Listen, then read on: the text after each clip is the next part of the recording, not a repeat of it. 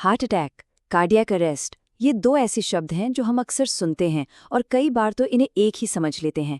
लेकिन सच तो ये है कि जिंदगी और मौत के बीच के उस एक पल में इन दोनों का फर्क जानना ही सबसे ज्यादा जरूरी हो सकता है।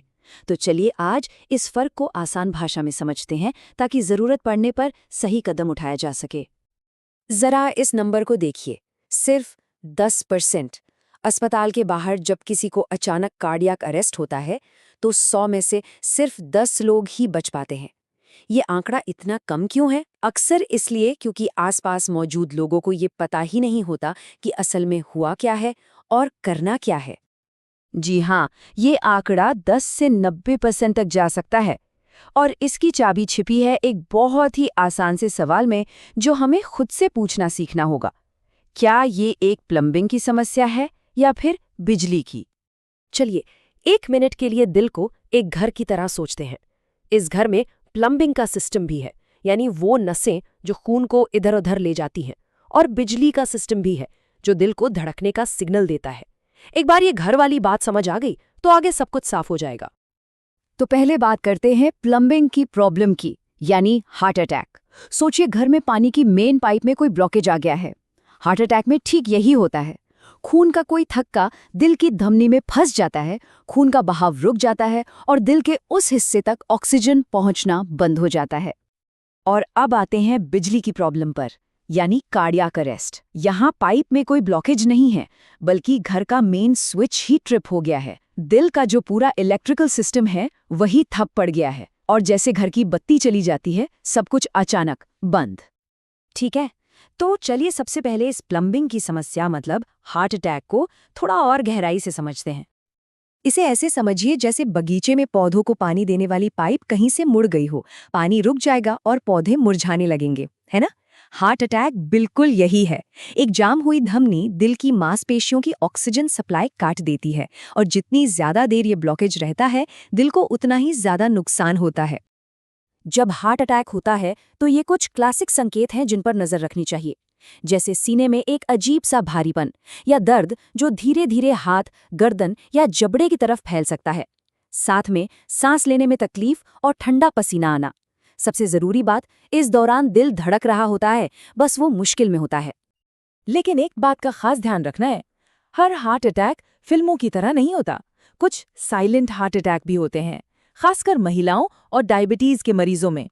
इनके लक्षण बहुत हल्के हो सकते हैं, जैसे बहुत ज्यादा थकान लगना, जी मिचलाना या फिर सीने में दर्द के बिना सिर्फ पीठ या जबड़े में दर्द होना।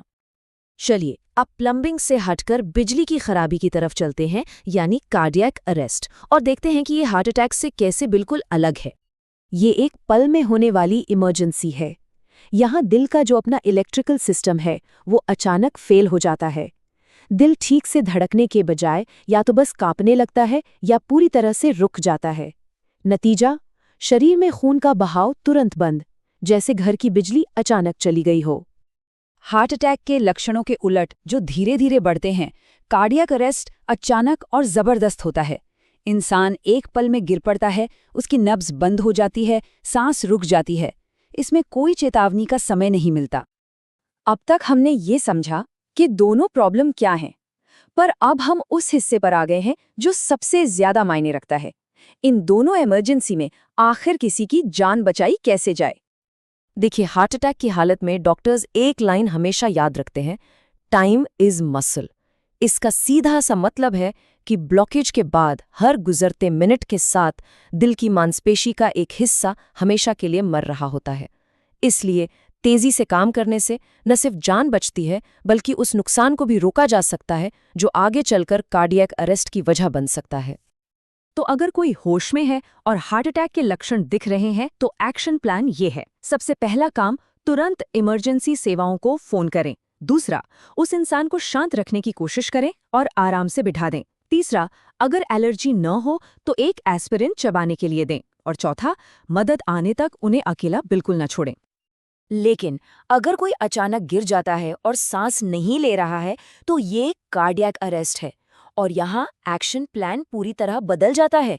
तुरंत इमरजेंसी सेवाओं को फोन करें और बिना 1 सेकंड गवाए CPR शुरू कर दें। छाती के बीच में जोर से और तेजी से दबाना है। अगर आसपास कोई AED मशीन है तो उसका इस्तेमाल करें। उस वक्त उस इंसान की आखिरी उम्मीद सिर्फ आप हैं। तो चलिए इसे एकदम आसान कर लेते हैं। हार्ट अटैक एक प्लम्बिंग प्रॉब्लम है। इंसान होश में होता है, दिल धड़क रहा होता है। कार्डियक अरेस्ट एक इलेक्ट्रिकल प्रॉब्लम है। इंसान बेहोश होता है, दिल ने काम करना बंद कर दिया होता है। एक में एक्शन है एस्पिरिन देना और शांत रखना, और दूसरे में एक्शन है CPR और डिफाइब्रिलेटर। फर्क और एक्शन समझने के बाद अब एक नज़र इस पर डालते हैं कि हम अपने दिल को लंबे समय तक इन खतरों से कैसे बचाकर रख सकते हैं। और अच्छी खबर ये है कि इस खतरे को कम करने की ताकत काफ़ी हद तक हमारे ही हाथ में है। वो ही जाने पहचाने रिस्क फैक्टर्स जैसे smoking, high blood pressure, high cholesterol, diabetes और तनाव, ये दोनों ही तरह की समस्याओं को जन्म देते हैं। एक सेहतमंद लाइफस्टाइल ही सबसे बड़ा बचाव है। अस्पताल पहुंचने के बाद इलाज के रास्ते भी अलग अलग हो जाते हैं। हार्ट अटैक में डॉक्टर्स का फोकस उस ब्लॉकेज को खोलने पर होता है जिसके लिए एंजियोप्लास्टी और स्टेंट का इस्तेमाल होता है। वहीं कार्डियक अरेस्ट में पहला मकसद दिल को फिर से चालू करना होता है और भविष्य में ऐसा दोबारा ना हो इसके लिए एक इम्प्लांटेबल डिफाइब्रिलेटर या ICD लगाया जा सकता है। तो आखिर में सवाल बस इतना ही है, क्या ये एक ब्लॉक्ड पाइप है या फिर बिजली चली गई है? इस एक अंतर को जानना सिर्फ एक जानकारी नहीं है, ये सही समय पर सही कदम उठाकर किसी की जिंदगी बचाने की ताकत है।